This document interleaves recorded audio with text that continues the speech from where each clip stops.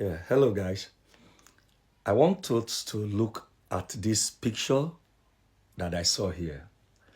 I saw it being published, President Buhari's 8 years tenure, 8 years in office, and President Tinubu less than 3 years in office.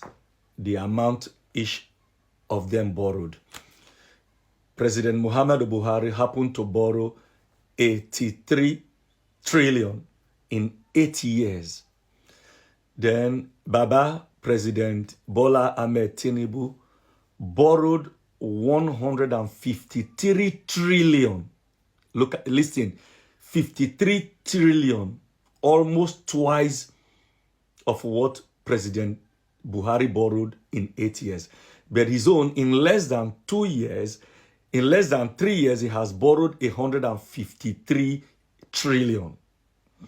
That means in 4 years, he's going to borrow about 200 trillion. And allowing him to come back again, he's going to borrow in the next 4 years over 200 trillion, making it his 8 years approximately 400 trillion. You can imagine where we are going. Now, the money even borrowed isn't my problem. My problem now is, what is he doing with the money he is borrowing from all these banks? I took a cost analysis of building a refinery, the cost of a modern full refinery.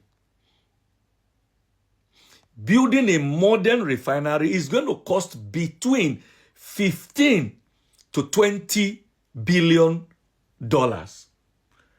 That is a refinery that will be able to refine the capacity of 650,000 barrels per day.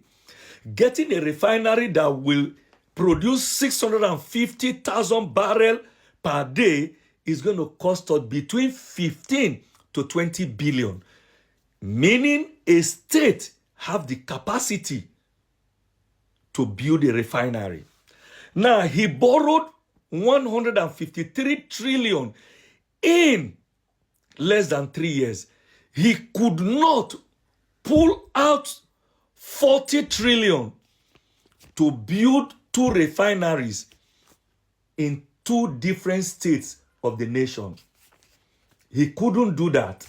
What did he use the money for? Nothing. So, if he have purposes of borrowing this money, the first thing he will ever think of pulling off subsidy is to establish 2-3 refineries in the nation. Let's forget the old ones we have, the one in Warri, Eleme, Kaduna, whatever. Scramble those ones away. Take them away. Bring in a modern refinery. The latest they have, 650,000 barrels per day. We won't buy this fuel at 1,400 naira per liter. We won't, because we have the crude and we have the refinery. This is what he ought to have done before removing the fuel subsidy. Now, this one is on the other hand. Now, he has borrowed this money. Fuel in Buhari's time, we were buying it for 65 naira before it was moved to 180 naira per liter.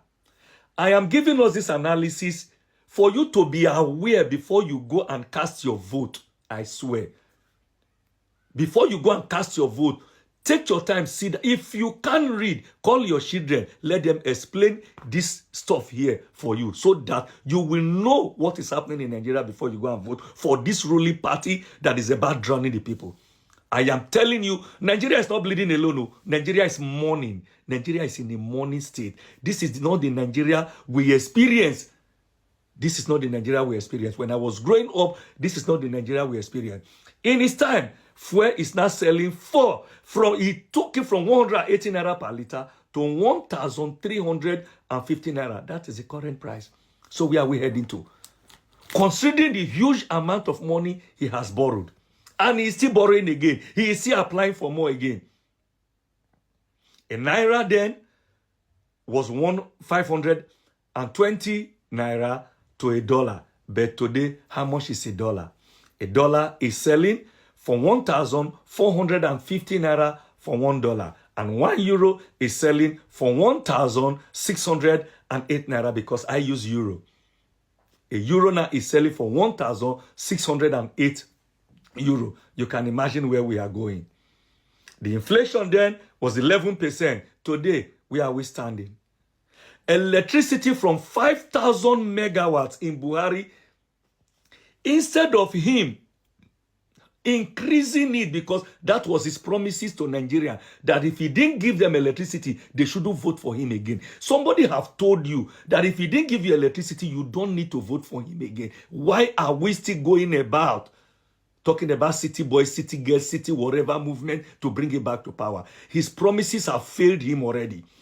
Today, he brought it from 5,000 megawatts and brought it to 3,700 megawatts.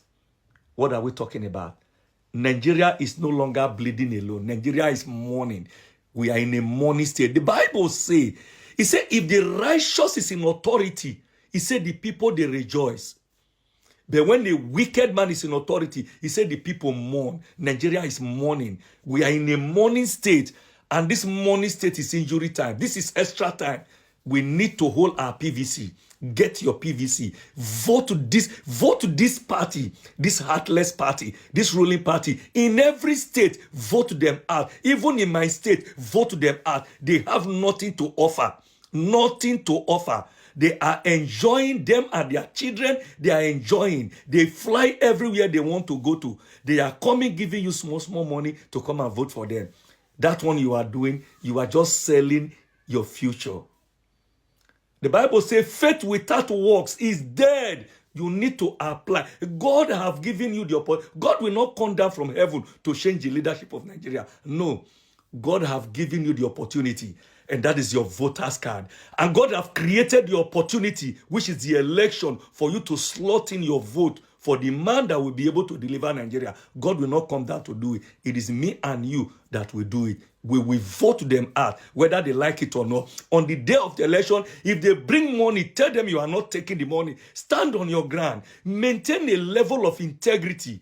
Tell them you are dignified, that you can't take their 2,000. If they bring 2 cups of rice, push it away. They are belittling you. Do you know what it takes for you to take something, money, from a lender? The Bible said the borrower is a slave to the lender. Anything you take for them, automatically you become a slave to it. I am very angry in my spirit. I swear, I am very angry in my spirit when I see these things happening in Nigeria.